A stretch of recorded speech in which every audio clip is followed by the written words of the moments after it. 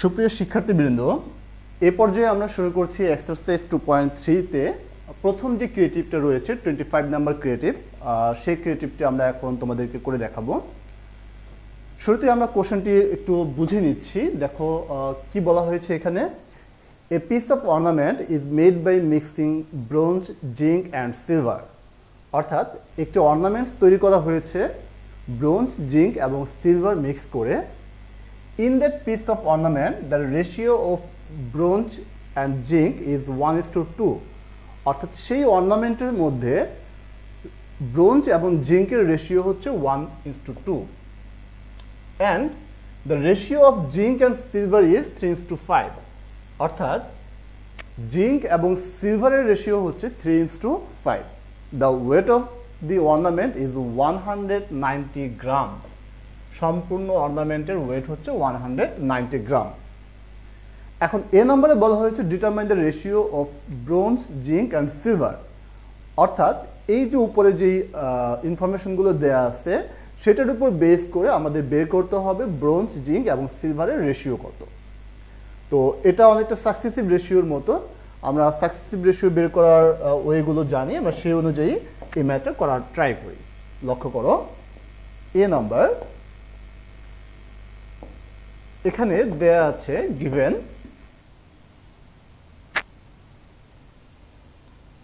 Ratio of bronze and zinc, ratio of bronze and zinc, bronze ratio zinc equal হচ্ছে 1:2। Again zinc এবং সিলভারের ratio হচ্ছে zinc ratio silver, এই দুটোর ratio হচ্ছে 3:5। এখন সাকসেসিভ রেশিও বের করার ক্ষেত্রে আমরা জানি যে সেকেন্ড যে রেশিওটি রয়েছে, সেকেন্ড রেশিও হচ্ছে এটি 3:5। এই সেকেন্ড রেশিওর যে অ্যান্টিসিডেন্ট রয়েছে 3, এই 3 দিয়ে আমাদের প্রথম রেশিওর অ্যান্টিসিডেন্ট এবং সাবসিকুয়েন্ট দুটোকেই মাল্টিপ্লাই করতে হবে। অর্থাৎ 1:3 into 2:3, তাহলে কি হবে 3:6। ঠিক একই রকম ভাবে ফার্স্ট রেশিওর যে সাবসিকুয়েন্ট রয়েছে 2, এই 2 দিয়ে সেকেন্ড রেশিওর অ্যান্টিসিডেন্ট সাবসিকুয়েন্ট দুটোকেই মাল্টিপ্লাই করতে হবে। তাহলে 3:2 into 5:2 ইকুয়াল 3 2 6, 5 2 10। এখন যদি আমরা এই তিনটার একসাথে রেশিও করে লিখি, অর্থাৎ সাকসেসিভ রেশিও করে লিখি, তাহলে কি হবে bronze ratio zinc ratio silver.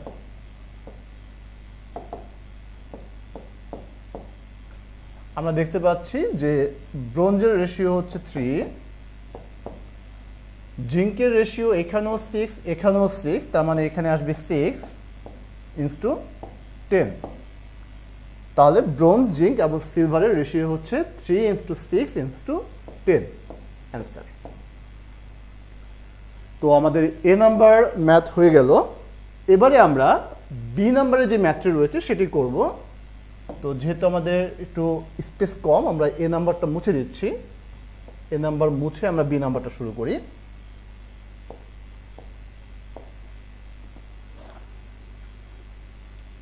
B number করতে গেলে কিন্তু অবশ্যই আমাদের এর কিছু ইনফরমেশন প্রয়োজন হবে। অর্থাৎ এতে আমরা যেই তিনটা রেশিও বের করেছিলাম ব্রোঞ্জ, জিঙ্ক এবং সিলভারের, সেই তিনটি রেশিও আমাদের অবশ্যই প্রয়োজন হবে। সেজন্য আমরা সেই ইনফরমেশনগুলো লিখে নিচ্ছি। আমরা লিখব from a we get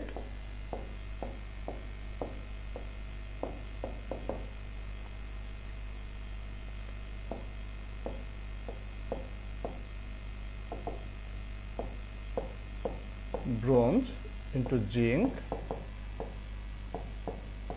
into silver।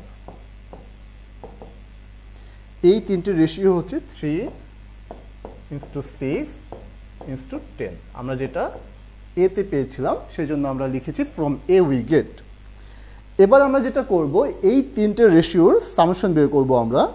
সেজন্য আমরা লিখব sum of the ratio, sum of the number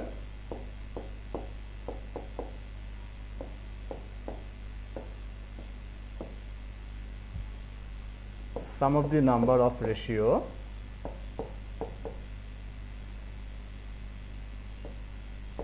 equal 3 plus 6 plus 10 equal হবে 19। এবারে আমরা এই তিনটির ওয়েট বের করব, অর্থাৎ ব্রোঞ্জ, জিঙ্ক এবং সিলভারের ওয়েট কত। শুরুতে ব্রোঞ্জের ওয়েট বের করব। দেয়ারফর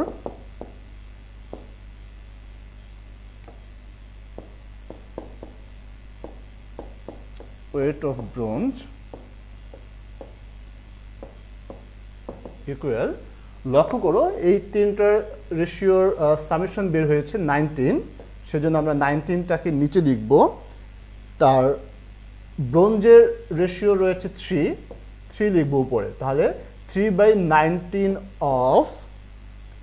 এবার টোটাল ওয়েট কত লক্ষ্য করো, আমরা কিন্তু টোটাল ওয়েট কোশ্চেনে পেয়েছি 190 গ্রামস, সেজন্য আমরা এখানে লিখব 3/19 অফ 190 গ্রামস। এখন আমরা যদি 19 দিয়ে 190 কে ডিভাইড করি তাহলে হবে 10 দিয়ে যদি 10 দিয়ে যদি 3 কে মাল্টিপ্লাই করি তাহলে হবে 30 গ্রামস। ব্রোঞ্জের ওয়েট বের হয়ে গেল 30 গ্রামস। ব্রোঞ্জের পরে জিঙ্ক, আমরা লিখব যে জিঙ্ক ওয়েট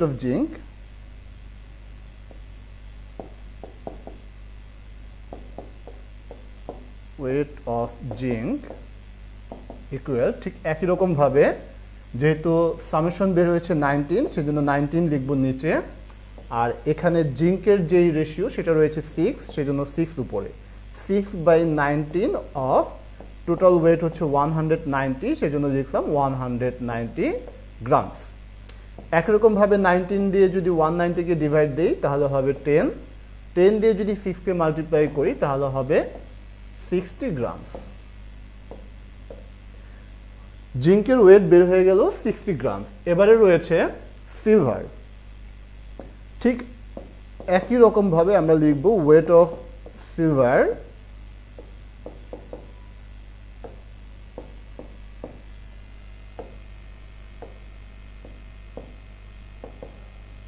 টোটাল ওয়েট হচ্ছে 19। আমরা দেখতে পাচ্ছি যে সিলভারের রেশিও হচ্ছে 10, সেই জন্য উপরে লিখব 10। তাহলে 10/19 অফ 190 গ্রামস। 19 দিয়ে যদি 190 কে ডিভাইড দেই তাহলে হবে 10 দিয়ে যদি 10 কে মাল্টিপ্লাই করি তাহলে হবে 100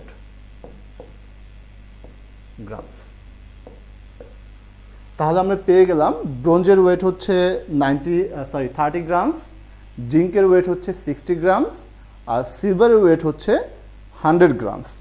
আমরা এবারে অ্যান্সার লিখে দিতে পারি।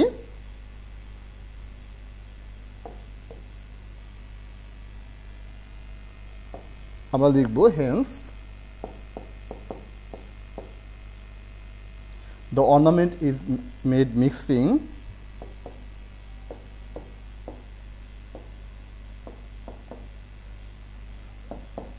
is made mixing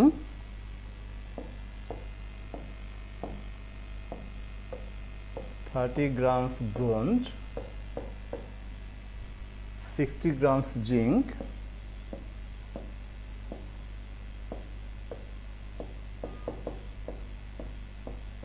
and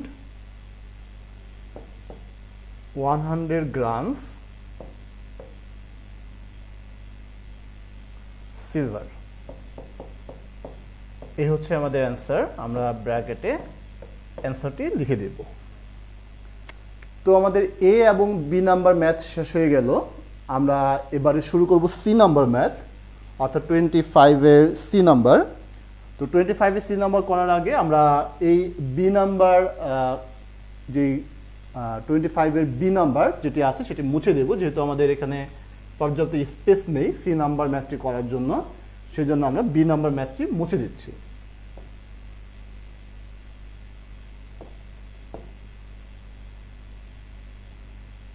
এবারে সি নাম্বার কোশ্চেনে আমরা চলে যাচ্ছি।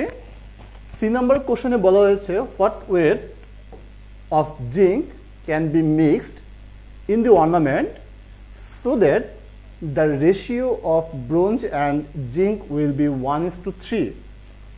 What weight of zinc can be mixed, অর্থাৎ কি পরিমাণে বা কতটুকু ওজনের জিঙ্ক মিক্সড করলে ইন দি অর্নামেন্টে so that the ratio of bronze and zinc will be 1:3। Bronze এবং জিঙ্কের রেশিও 1:3 হবে। আমি আবারও বলছি, সেই অর্নামেন্টে, অর্থাৎ যে অর্নামেন্টের কথা বলা হচ্ছে কোশ্চেনে, এই অর্নামেন্টে কতটুকু পরিমাণ জিঙ্ক মেশালে, কতটুকু ওজনের জিঙ্ক মেশালে ব্রোঞ্জ এবং জিঙ্কের রেশিও 1:3 হবে। তো আমরা শুরু করছি এই ম্যাথটি।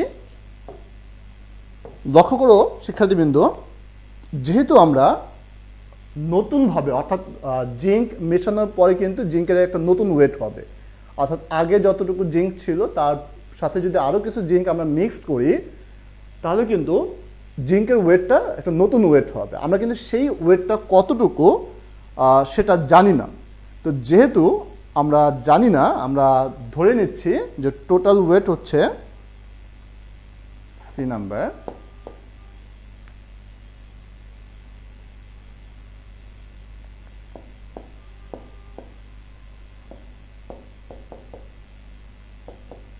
new weight of zinc is x। আমরা x ধরে নিচ্ছি, ব্র্যাকেটে লিখে নিতে পারি লেট ধরি। এবারে জিঙ্ক হচ্ছে x নতুন ওয়েট, আর ব্রোঞ্জের ওয়েট কিন্তু আগেরটাই থাকবে, কারণ ব্রোঞ্জ কিন্তু আমরা আর মেশাচ্ছি না। ব্রোঞ্জ আগে যতটুকু ছিল ওয়েট, ব্রোঞ্জের ওয়েট ততটুকুই থাকবে।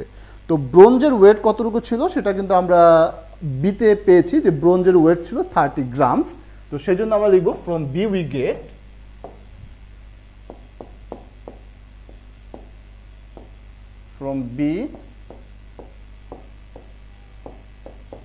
Gate weight of bronze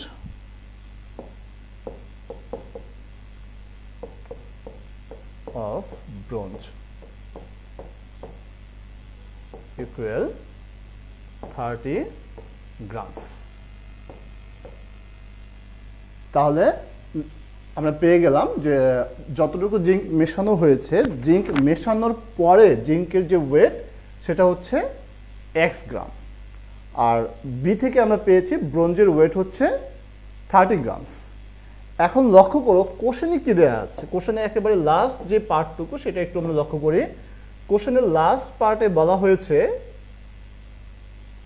bronze এবং জিঙ্কের রেশিও হবে 1:3। তাহলে আমরা লিখতে পারি according to the question,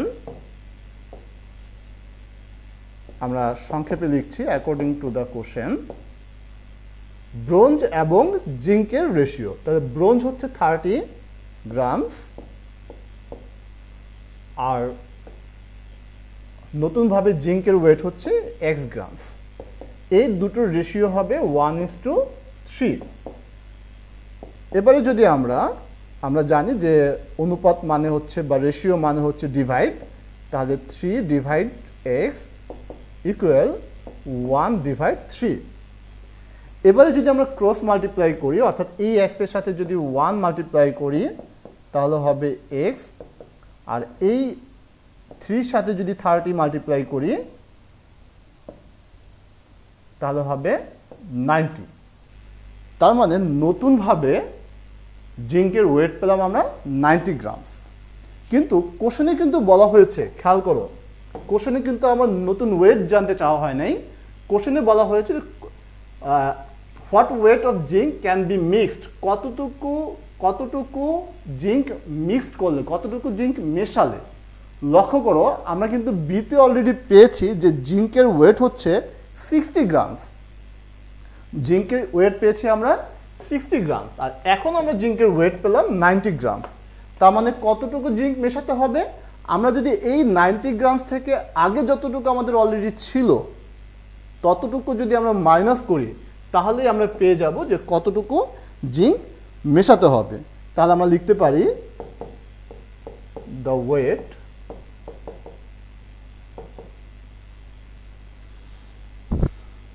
the weight of zinc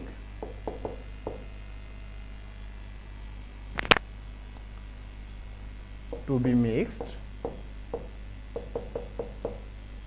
with ornament in the ornaments equal আমাদের নতুন ওয়েট আসলো 90 গ্রামস আর এখান থেকে আগে আমাদের যতটুকু ওয়েট ছিল সেটা মাইনাস করে দিলাম তাহলে আমাদের অ্যান্সার আসবে 30 গ্রামস তাহলে আমরা লিখতে পারি যে অ্যান্সার 30 গ্রামস